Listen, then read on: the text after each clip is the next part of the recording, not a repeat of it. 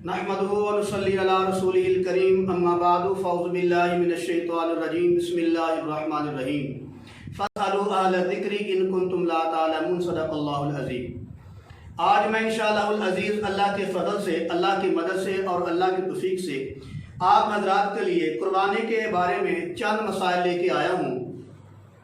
आज का हमारा पहला मसला ये है कि कुर्बानी किस पर वाजिब है। तो मेरे अजीज़ भाई, कुर्बानी जिस पर वाजिब है वो मुसलमान हो, आकिल हो, बालिग हो और मुकीम हो। मुसलमान पर कुर्बानी वाजिब है, अगर कोई आदमी काफिर है तो उस पर कुर्बानी वाजिब नहीं है। दूसरी बात ये थी कि आकिल हो, यानी कि अक्लमंद हो, समझदार हो, बेवकूफ़, पागल, चल्ला, शदाई, इस पर कुर्बानी वाजिब नहीं है। आगे बात ये थी कि बालिग हो, यानी कि बालिग हो, वो नाबालिग ना हो, नाबालिग पर कुर्बानी वाजिब नहीं है। अगरचे वो साहिब निसाब भी है फिर भी नाबालिग पर कुर्बानी वाजिब नहीं, बालिग पर कुर्बानी वाजिब है। आखिरी बात ये थी कि वो मुकीम हो, कि मुकीम जो है उस पर कुर्बानी वाजिब है, जो मुसाफिर है उस पर कुर्बानी वाजिब नहीं। हाँ, अगर जो मुसाफिर है कुर्बानी के दिनों में घर में आ जाए तो उस पर कुर्बानी वाजिब हो जाती है। मुसाफिर पर कुर्बानी वाजिब नहीं, मुकीम पर कुर्बानी वाजिब है।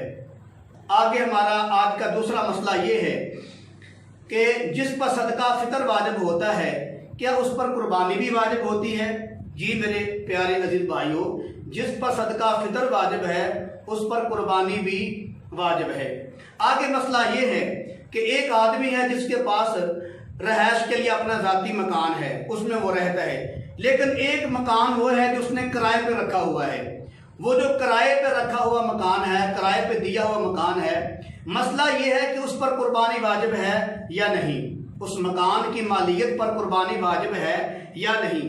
तो मेरे अजीज भाइयों, वो जो उसने किराए पे मकान दिया हुआ है, अगर वही किराया उसकी वो ज़रूरियात में इस्तेमाल होता है, घर के खर्चों में इस्तेमाल होता है, वही उसका ज़रिया माश है, वो जो किराए का मकान है उसका जो किराया है वही उसका ज़रिया माश है, तो फिर उस पर कुर्बानी वाजिब नहीं।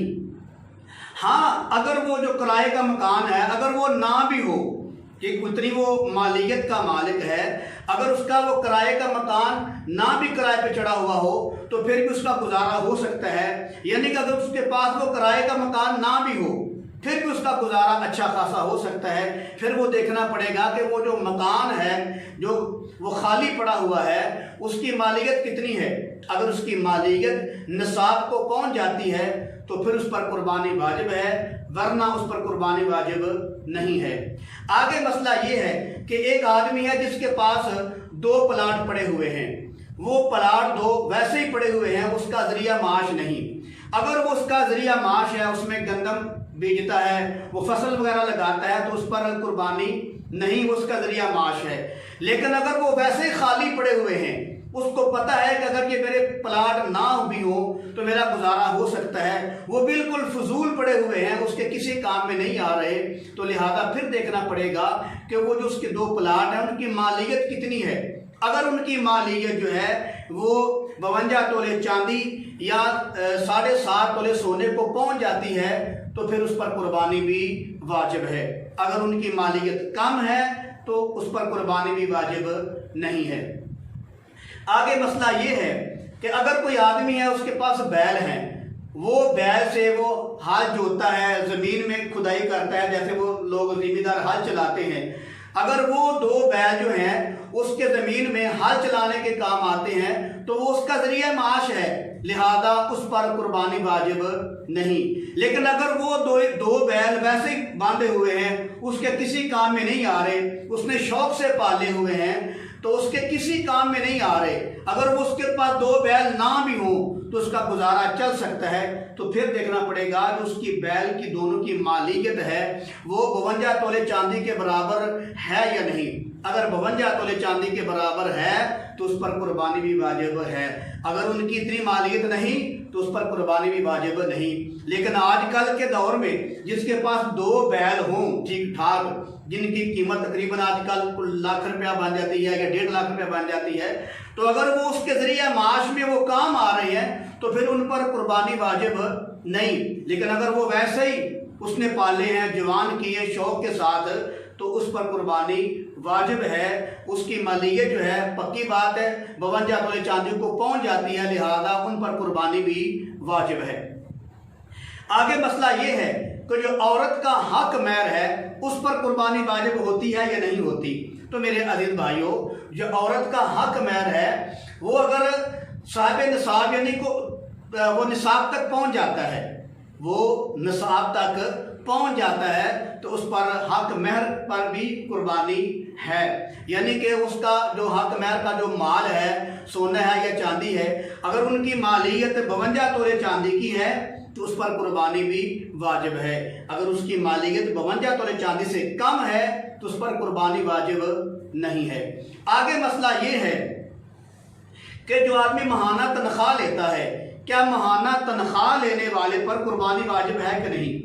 میرے عزیز بھائی، اگر اس کی ماہانہ تنخواہ 20,000 روپیہ ہے، وہ اس کے بچوں میں وہ کمیٹی دیتا ہے، بل دیتا ہے، بیوی کے خرچے ہیں، وہ غمی ہے، خوشی ہے، کپڑا ہے، دودھ ہے، اور بھی جو ہے گیس وغیرہ ہے، اگر وہ ساری تنخواہ ان کاموں میں صرف ہو جاتی ہے تو اس پر قربانی واجب نہیں ہے۔